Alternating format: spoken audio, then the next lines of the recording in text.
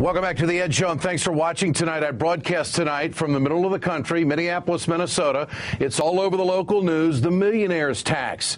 If the president has done nothing else, he has got the country talking and focused on just what has to happen with the Treasury. Millionaires need to pay more. That's the message. Although Democrats have been slow to support the president's plan, but others have expressed broad support for the plan.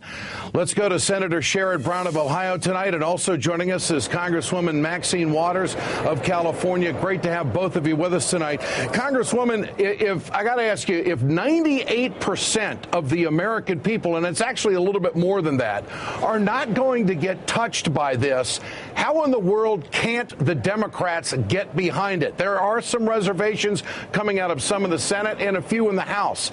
Isn't this something easy for the Democrats to sell? What do you think? Well, I think that many of the Democrats are looking for the details of the overall proposal. But on increase in taxes on the millionaires and billionaires, we have to get behind that.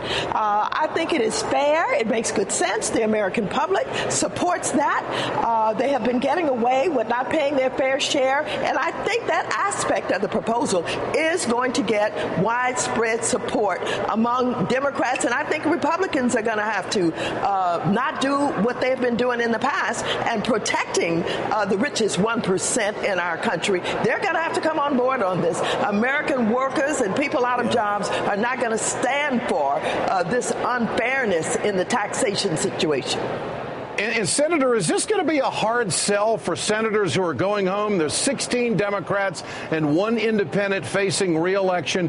It would seem to me that it would be an easy sell to say to 98% of your constituents that you're not going to get touched by this, and it's about time those who have had the tax breaks over the last 10 years have got to step to the plate. How can that be a hard sell? Why are some Democrats in the Senate getting cold feet on this? Well, let them speak for themselves. It's easy for me. I mean, I was on a conference call with a bunch of seniors today in Eastern Ohio, and it's pretty simple. Let's see. Do you want to protect oil company subsidies and hedge fund operators in Wall Street?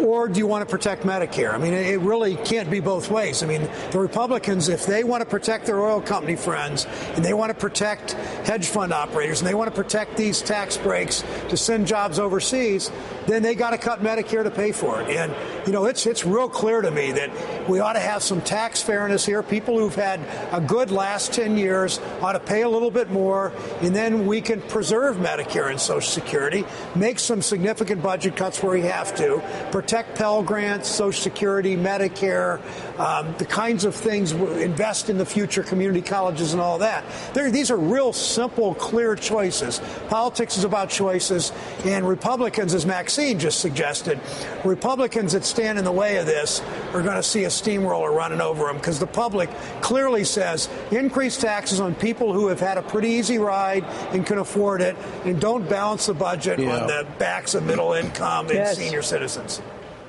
And Congresswoman, the Congressional Black Caucus has struggled with this president at times, but it seems now that he has turned the corner. Is this something that's going to galvanize the Congressional Black Caucus and really get them totally behind this president? Because if he's going to get reelected, I don't know how he can do it with anybody in your caucus that is not totally behind him. What do you make of that? The Congressional Black Caucus really does support the president, and we want him to work with us to do things that will get him the votes that he deserves to have. We believe that paying attention to the jobs crisis, doing those job fairs that we did all over the country, and helping people to connect with opportunities and keeping this on the agenda, and then helping to try and target the resources toward the worst places in this country will help him, not hurt him. We support him. We want to see him reelected, and we want to make sure that his base constituency understands that he's on board on all of these issues. You know, one of the things that I think we have to do is this. Many of the Republicans represent poor people and struggling people in the rural areas areas and areas where they don't get any representation here in Congress. They don't have anybody fighting for them.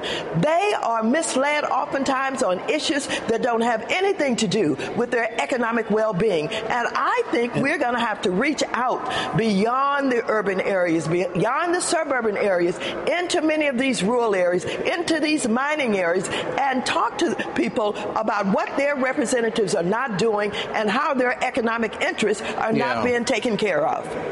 And Senator Brown, are you concerned that President Obama might backtrack? He has a habit over the last several years of making a statement and then backing off a little bit and looking for the deal. Is this it? How determined do you think he is? And will this motivate some to support him even more because they know he means business now? I think he does mean business. I think when all the talk shows, my wife and I were getting ready to watch the Browns game, the Cleveland Browns football game on Sunday. Before that, we were watching some of these shows. And you know, you heard all these conservative Republicans, these conservative politicians in Washington say the president's committing class warfare.